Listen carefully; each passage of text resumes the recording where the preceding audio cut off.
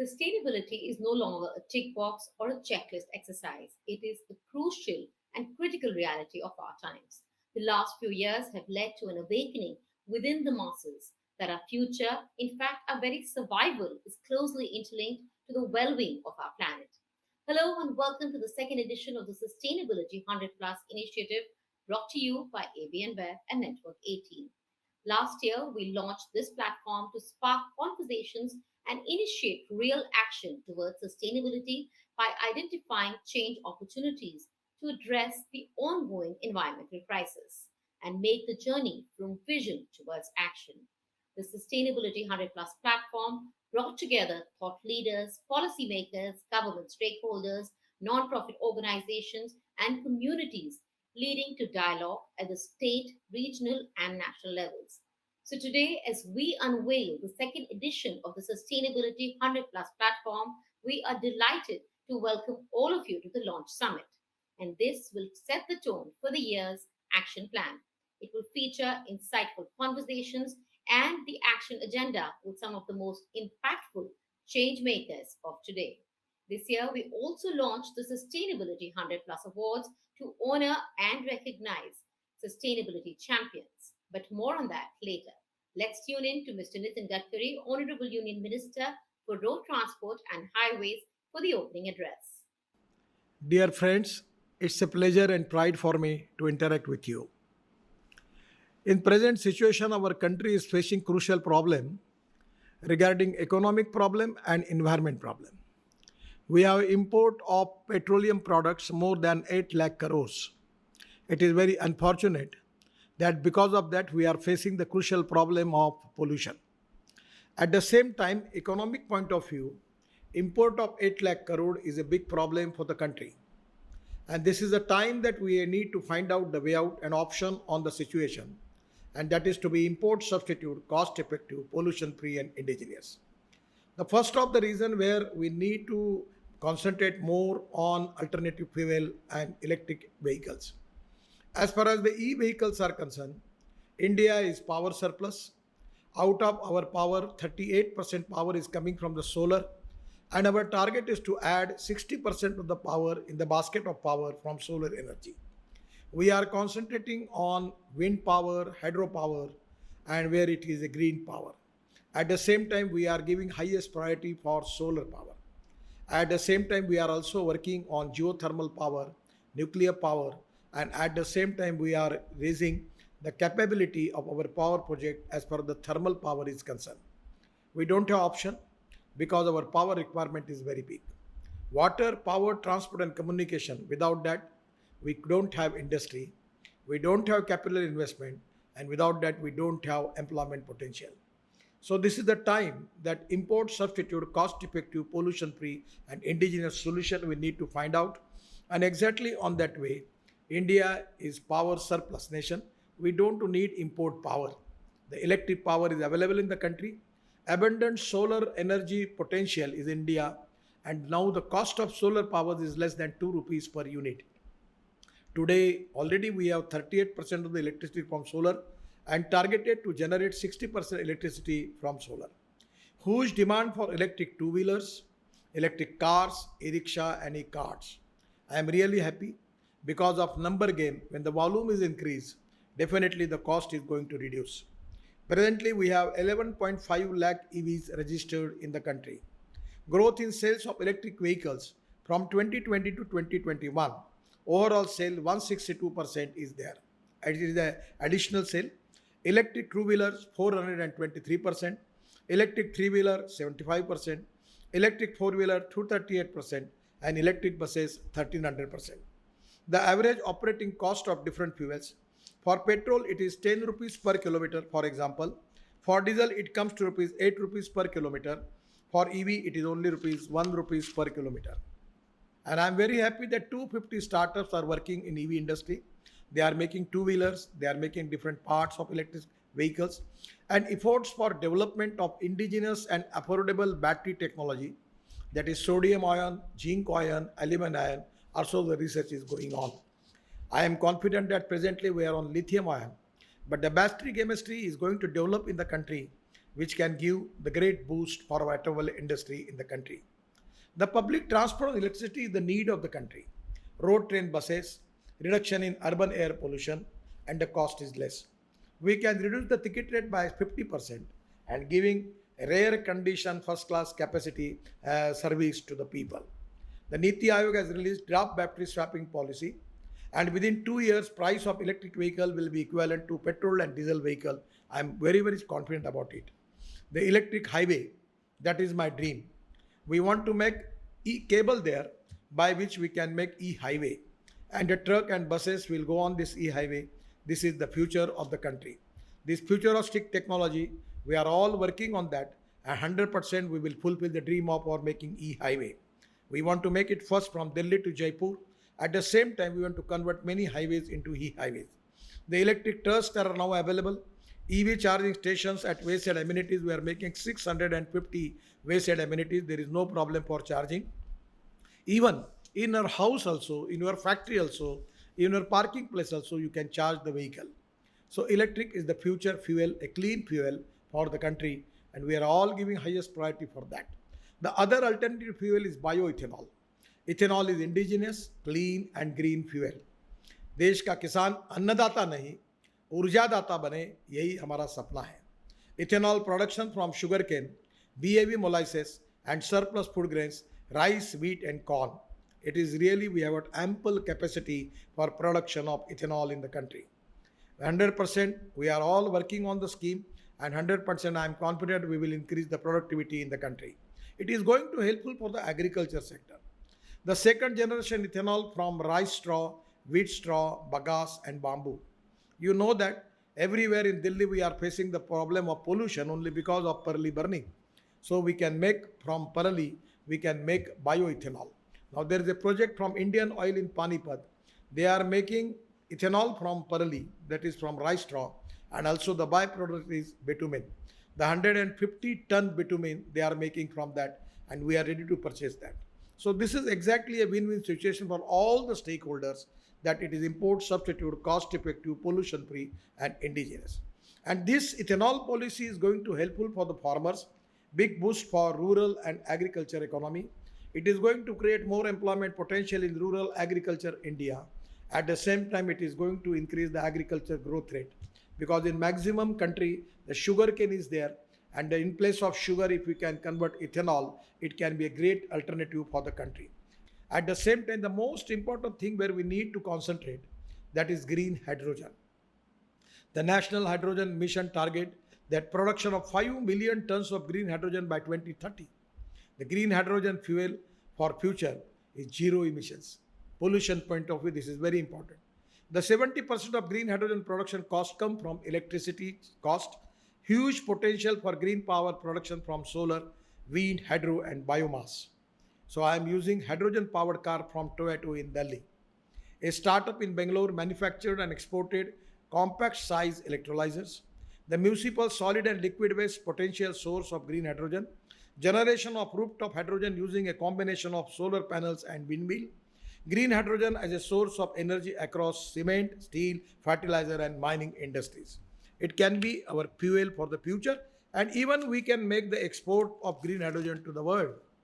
Presently, the size of Indian automobile industry is 7.5 lakh crores, and I am confident within 5 years we will make it up to 15 lakh crores. This is the industry which has created maximum jobs for the youth of this country. This is the industry which is giving maximum taxes to state and central government by GST, because of this is the contribution of the automobile industry. I am confident by developing this industry, we are going to increase our export. We are now the scrapping policy we have, by which the availability of raw material like steel, plastic and rubber will be very low cost. It will be available and it is possible to recycle that. So this is exactly the future of the country. And futuristic point of view, I am confident that Indian economy is the fastest growing economy. We will create more employment potential. We will create more wealth, and we will create more export for the country, and we will save our imports. At the same time, we will save our pollution, and which is the highest priority for all of us. So it is the time that we have highest commitment for water pollution, for exactly to reducing water pollution, sound pollution, and air pollution. By using alternative fuel, electricity, and green hydrogen, we are going to save our air pollution. Is 100%. It can be a great achievement for the country. I am really happy that you are giving me the opportunity to express my thought on alternative fuel. Again, my best luck to all of you and to the whole stakeholders for getting ready for these changes, which are very much useful for the future of our country. Thank you very much. Namaskar. In 2022, the quest to build a sustainable planet continues. The Sustainability Leadership Awards are, in fact, a natural extension for the AB InBev and Network 18 Sustainability 100 Plus journey that began last year. As we move on from vision to action towards building a greener and cleaner planet for generations to come, it requires the coming together of organizations, big and small, across sectors and across domains, to address conventional challenges. The Sustainability Leadership Awards will recognize and celebrate organizations that are redefining the way we resolve the country's most complex challenges around the four goals of Sustainability 100 Plus campaign. And these are climate action, water stewardship, circular packaging, and smart agriculture. And on that note, let us hear from our special guest, Mr. James Sinha, MP Lok Sabha and Chairman of the Standing Committee on Finance. I would like to encourage all innovators and entrepreneurs that are working on ideas to advance our sustainability goals, our ESG goals, to apply for this very exciting competition that has been launched and is being done by Network 18. Your ideas are deeply, deeply welcomed. They are really important to all of us. So please do come forward, participate in this competitive process, and may the best ideas and the best entrepreneurial teams win. My warmest felicitations to all of you. So stay tuned. We have a lot more coming up on the other side.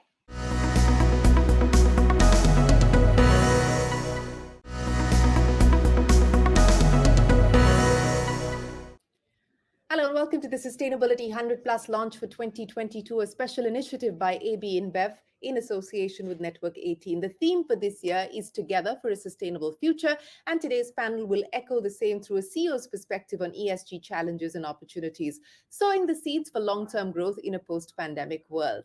As governments and industries accelerate the shift towards a net zero economy, it's become even more important for businesses to embrace innovation and sustainability, open up new growth opportunities, and stay relevant in the new low-carbon economy. The pandemic has shown that human health and environmental integrity are intertwined. A transition to a sustainable society and economy is necessary to protect human health.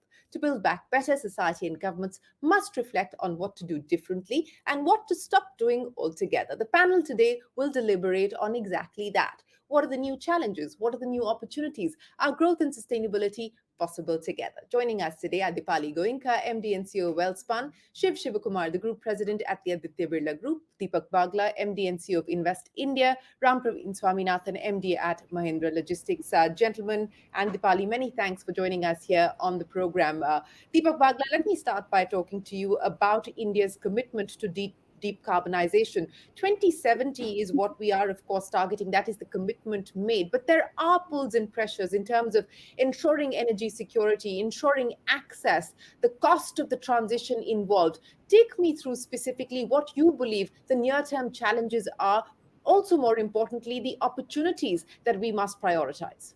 Thank you, Shireen, and it's good to have everyone on board today. Very interesting subject, and as you realize, it's an imperative. It's no longer a choice.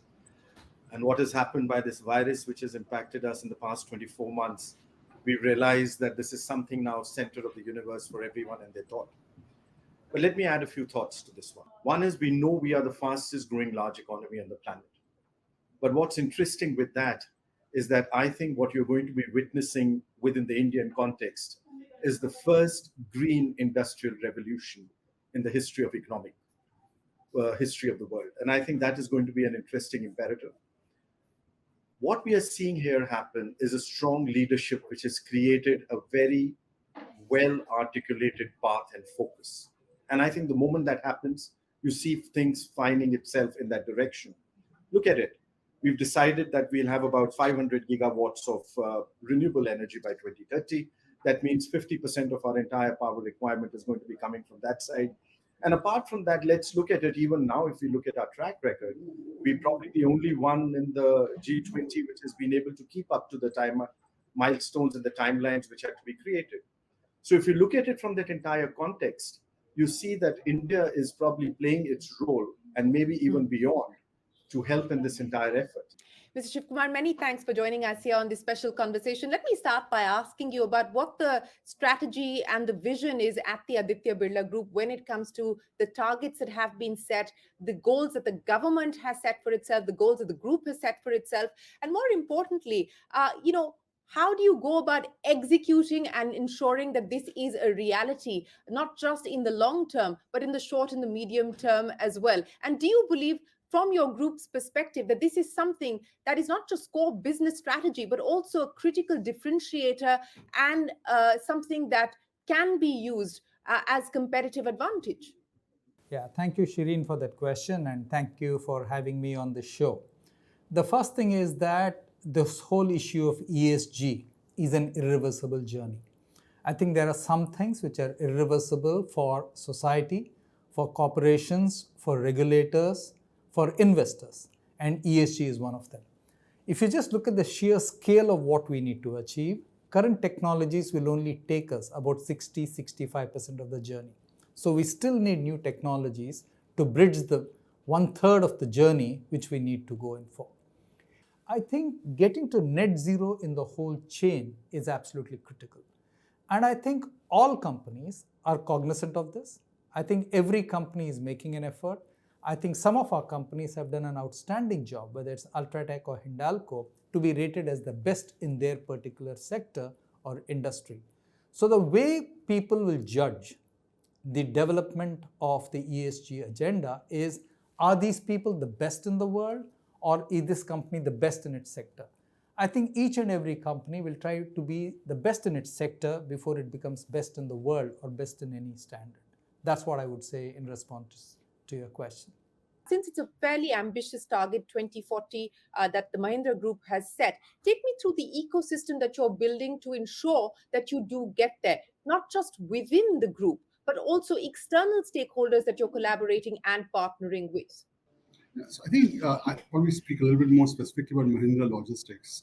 So for us, I think clearly, we've as a logistics company, the transportation ecosystem is probably the most important one, right? And what we've been investing is obviously doing 2-3 things. One is educating our transportation network about the need for sustainability. It's not just all about going electric. It's also about investing in areas like carbon offset lubricants.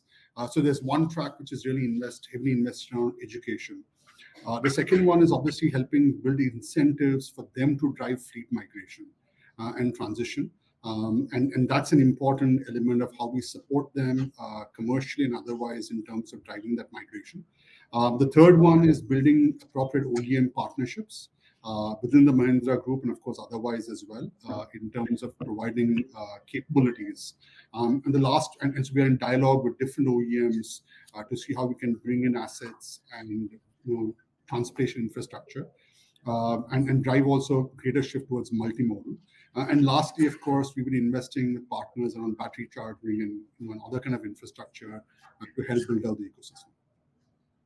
Yeah, and those are all important pieces that will need to come together. But Deepak Bagla, just to take that point forward, there is a big focus on electric mobility. The government has announced PLI schemes as far as batteries, etc. go. A battery swapping policy has also been put forward for consultation by the Niti Aayog. And while this is still very nascent, not just here in India, but globally as well. And we are trying to put the best standards in place, but compliance is going to be a challenge. And what we are now recently seeing, especially over the last several weeks, as far as electric vehicles are concerned, there is a gap, and there is a gap that needs to be closed before we start to derail this story. So what are your concerns, for instance, as we make this transition, of what the safeguards need to be, and how do we ensure that standards that have been put in place are actually complied with? One of the interesting things about India, Shireen, is that we are known for leapfrogging. And I think we've done it very well. And one of the critical elements of that is that if you look at any society across the globe, India scores right up there, both in terms of its ability to adopt to technology and to adapt to technology. And you bring in both together, that's what shows the momentum and the acceleration which is happening in India. Now, obviously, you said it's at a nascent stage. It is. I think this is a story which is just beginning, but it is a story which is going to move around the inflection point very quickly. And we are already seeing signs of it within the Indian context when you're looking at it. You see, the challenge today is it's like trying to hold a falling knife.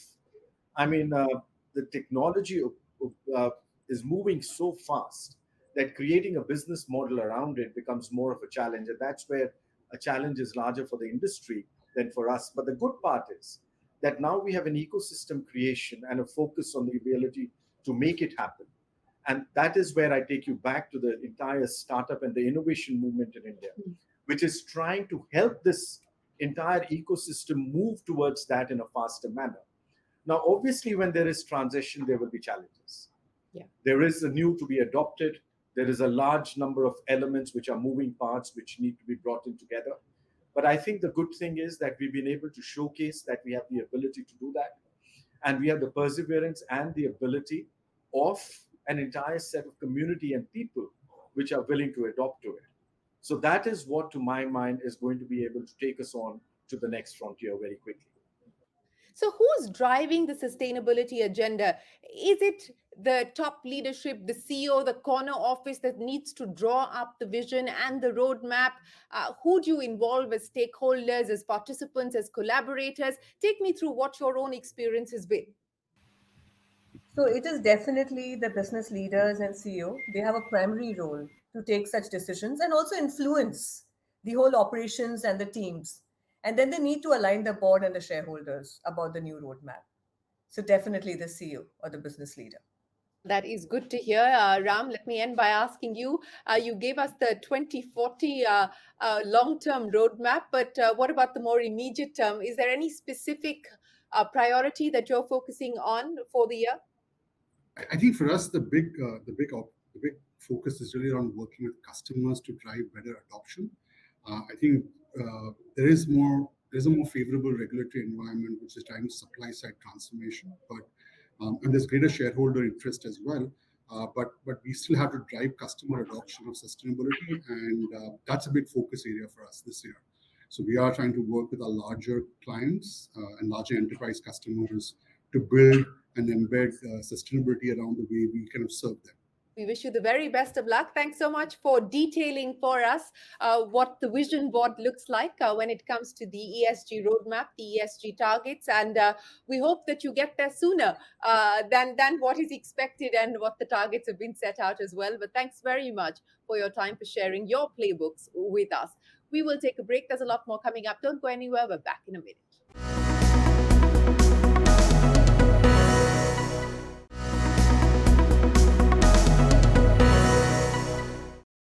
Hello and welcome. I'm Ruchira Sharma and you're watching this very special show called Sustainability 100 Plus, brought to you by AB InBev and Network 18. This is a series of insightful and thought-provoking collaborations between the government, entrepreneurs, enterprises and the media to drive sustainable outcomes for a greener and a better planet. And today we are here with Mr. Jayant Sinha, MP Lok Sabha and Chairman of Standing Committee of Finance. Thank you, sir, and great to have you here with us. Thank you for having me. So you recently submitted the bill in Lok Sabha and there's been a lot of discussion around net zero. But do you think that India has really bitten off more than it can chew? And do you think we're on track with our targets to achieving net zero? We are on track, and the very good news is that net zero is net positive for India. The conventional view has always been that if we leave fossil fuels and move towards renewable energy, that if we electrify our economy, that if we move towards green solutions, that we will have to pay a price in terms of development. That's actually not true. The reality is that net zero is net positive. If we move towards renewables, if we take our electricity system and move it 100% to renewables, if we take our transportation sector, move it 100% to electric, if we take steel, cement, fertilizer, agriculture, the big sectors of our economy, and move them towards green solutions, we actually will grow GDP faster, we'll create more jobs, we'll reduce air pollution and save millions of lives, and very importantly, we will save ourselves from the $200 billion a year that we pay for imported fossil fuels. So in every way that we look at it, moving towards green, and I call this moving towards the green frontier, Yes. moving to the green frontier, which is both competitiveness as well as sustainability, is absolutely the right thing to do for India, and therefore net zero will be and is net positive. Great. So that's a very important point over there. The net zero is net positive. And I was going through your report also. So there's a lot of talk about this, but where does the accountability really lie? And how can we get all the stakeholders together to really achieve these outcomes that we're talking about? That's a great question. Accountability, first and foremost, in a democracy like ours, rests with the people. The general public has to really recognize the damaging impact of climate change in our country. And in fact, India is going to be one of the countries in the world that's going to be most affected by climate change. And we can see that. We can experience We can that right now. experience that. We actually have to move towards net zero. We have to go to a point where we are decarbonizing our economy in a very substantial way. And so India's development pathway has to be a net zero pathway. And the good news is, by getting on the net zero pathway, by decarbonizing our economy, we're actually going to grow GDP, we're going to grow jobs as well. What role can startups and small businesses really play with this regard? How can they contribute to the government's agenda here? It's not the government's agenda. This is all our agenda. Government has a facilitative, supporting role to play. But it's the public and businesses account for 80% of our economy, whether they're large businesses or small businesses or agriculture. 80% of our economy is business. It's the private sector. And so they really need to adopt green solutions. They need to move towards decarbonization. So whether it is, buying electric vehicles or running electric fleets, whether it's taking our auto rickshaws and converting them entirely to electric through battery swapping and other means, whether it's using solar pumps, right, which of course are much better than using diesel pumps on our fields. But ESG investments and finance is also very crucial. It is, in fact, the need of the hour. So what role can the policy framework or regulatory bodies really play going forward? They have a very important role to play. So our regulators and our policymakers, myself included, have to be able to create and jumpstart these markets. So for example, the market for electric charging, right? So if we had millions of charging points where people who have electric vehicles or electric two-wheelers can go and charge their vehicles quickly, we have to create the enabling policies, and the government is doing that, so that our batteries are interoperable, so that we can go to these charge points and independent of which car we have or which two-wheeler we have, we can charge our electric vehicles. These are the kinds of policies, these are the kinds of subsidy schemes that the government is putting in place that will enable us to jumpstart this. The government's actions, which have been absolutely fantastic when it comes to, for example, renewables, have led to a point now where we've got a very large, more than 100 gigawatts already of installed renewables, right? But we've already said that we're going to go to 500 gigawatts. And for that, again, government's policies are very important. We've got to build out the grid. We've got to build out the storage capacity for our renewables grid to be able to do that. So all of this requires very smart, astute, dynamic policy making, and that's absolutely happening.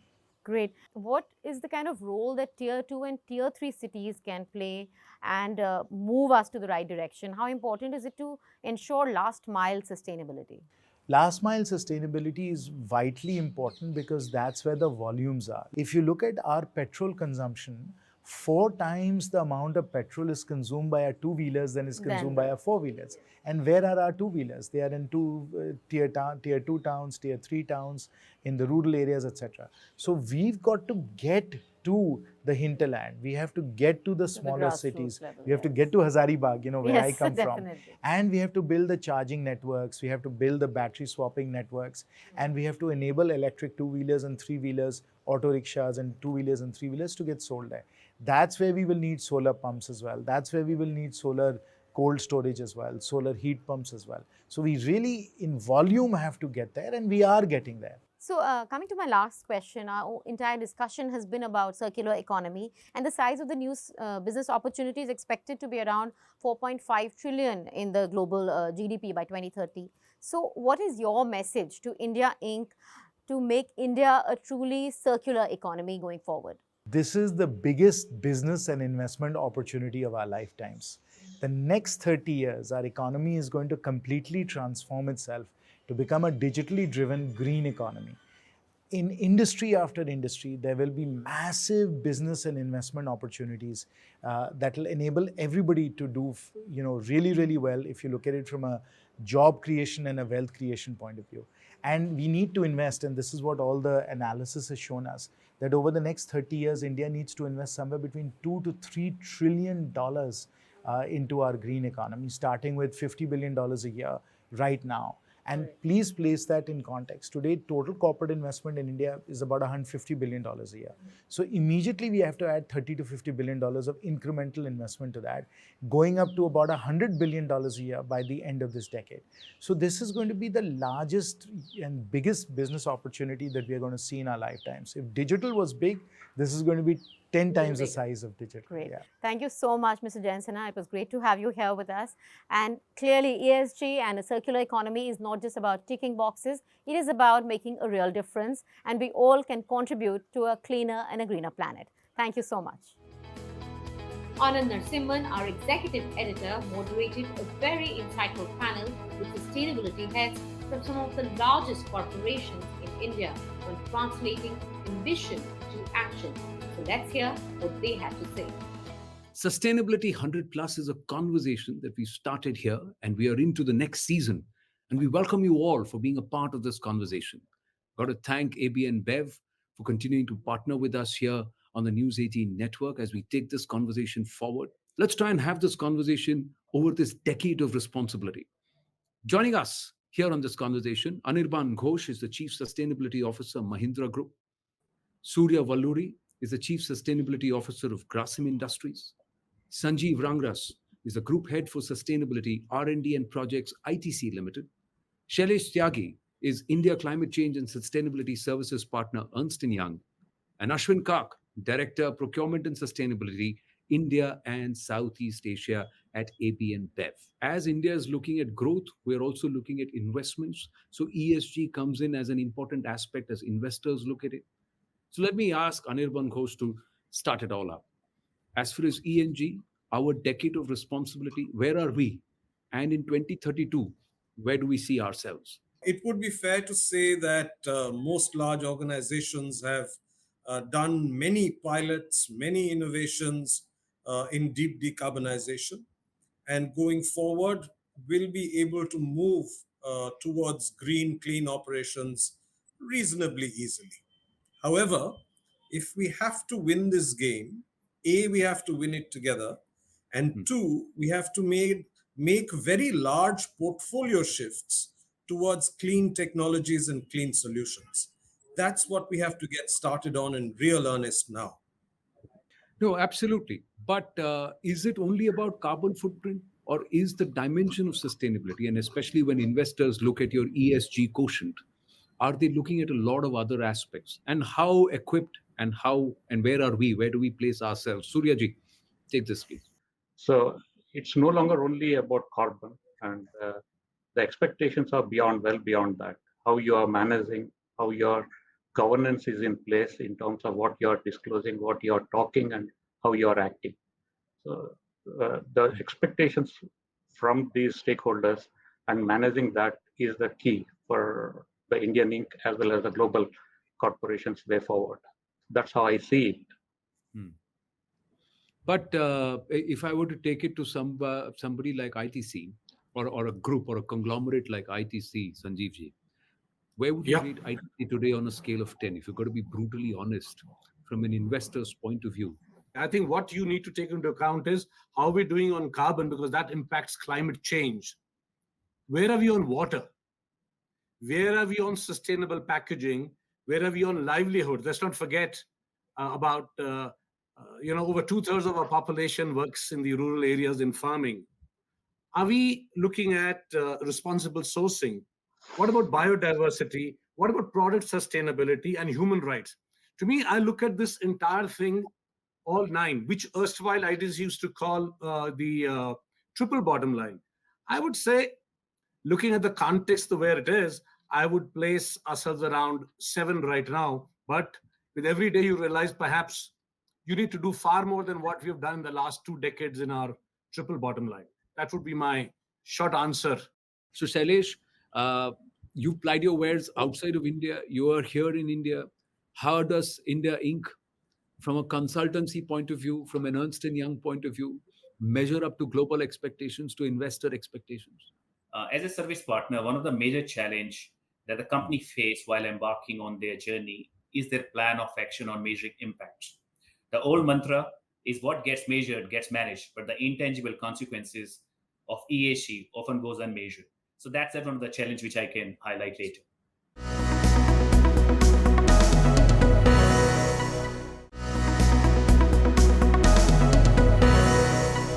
Ashwin, because AB InBev is located across the world and you've got operations.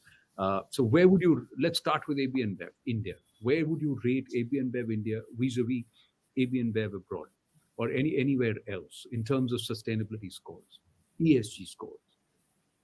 Yeah, that's a very interesting question, Anand. So if I split the scoring in that into two parts, if I look at how we have progressed in India in the last 3 to 4 years in particular, I would say we are somewhere around the 7 or 8 mark, and I'll tell you why. But the most important part is if I look at where we need to be and where we as an industry need to be, maybe we are at 5. And that's the journey that we need to cover. So there is transformational change which is happening in this space, especially after 2015 when the UN SDG goals came in place. There were structures and frameworks put in place. So there has been a lot of changes. But then again, and these were a few points which the speaker before me covered, right? We were talking about having the manpower with the technical know-how to actually look at the ESG and sustainability space. And since so much has transformed in the space, obviously the resource availability is not commensurate with that. So that is probably one thing which we need to look at. The second main point why I probably give the larger industry or where we are 5 right now is because there are changes when you're looking at measurement, when you're looking at monitoring and tracking mechanisms. And this was something which was a highlight of the recent COP26 summit also, where finally it was announced that there will be common sustainability standard metrics across the world. Right now, where there are very different metrics depending on where you're listed in which stock exchange. So I think the moment there is more consistency in how you evaluate your performance, how you start reporting it externally, and how you start getting the requisite manpower in the system with the requisite skills to actually help you in that transformation journey, it won't take much time for that 5 also to reach 7 or 8. So that would be my overall assessment on this. True, but that also comes with a challenge, doesn't it? And let me just bring in Anirbanji and then come back to you, Ashwin, on another aspect. The fact is that nations are at developing various stages of their own development, where their own infrastructural abilities in terms of access to resources or channeling of resources. So how do I have the same sustainability benchmarks globally? So is India now fighting a battle where it's got to box twice as harder, but with just one hand? I don't have that worry, Anand, about India having to box twice as hard with one hand. In fact, climate change and sustainability actually gives India an opportunity to leapfrog once again. And we can leapfrog towards a direction of development which is low carbon and clean. And we can adopt the new technologies without having to go through a dirty development path, shall we say, and then work extra hard at decarbonization subsequently. So we do have an opportunity to leapfrog. You might then say, but then are the technologies too expensive for a developing nation? Well, we've discovered that there are many decarbonization technologies which actually give very good returns. And most of us who are represented on the panel would have experienced it in our businesses. And these solutions can be have actually been implemented at scale in India. We have the largest LED program. I don't know if we've ever highlighted the energy efficient motor program, and that's a massive program we have in our country. Thousands of our motors have been replaced. India is doing a wonderful job in the Cool Coalition work, where we are replacing old air conditioners at scale. So these are all technologies available to us, and I'm not even talking about renewable energy, where the country is doing wonderful progress. I just feel it needs to come into our consciousness that everybody has a green score, a future marketing opportunity or a promotional opportunity, Ashwin. Got green, not the money, but the green signal, get beer kind of thing, But we've got to get to that level where it is so embedded in our system. Final word. True. If I could just quickly add on with 2 points, one internal looking, one external looking. So when we are talking about disclosures, right, I think the more and more through our materiality assessment, if we start talking about the non-financial risks, the more we'll disclose it, put it out there in the public domain for ourselves. It's like an internal carbon tax we are putting on ourselves. I would say that is something which we as corporates more and more need to start doing now. Not wait for an external carbon tax to come, but do it ourselves. So that would be sort of an external facing thing. The internal facing thing, and this is very important, when we talk about embedding sustainability, and I could close my comments on those themes, it's very important that we look at embedding sustainability at the design stage, at the new product development stage, because a lot of what corporates are now trying to do over the last 1 or 2 decades, it is them trying to recover a certain path where a product, service, or a solution has progressed, which probably did not have sustainability or a thinking of ESG embedded at the conception itself. So I think this is the time where it sort of becomes part of our business case approval process itself, which a lot of speakers also talk about. And it's very encouraging to see that, there is so much of consciousness about sustainability, not because something which we have to do it, but organizations are waking up to the advantages of being sustainable and working in a very conscious manner. I love to have these chat with gentlemen like you, but with paucity of time, so we're going to just wrap it up for the moment with the promise that we'll take this forward for sure.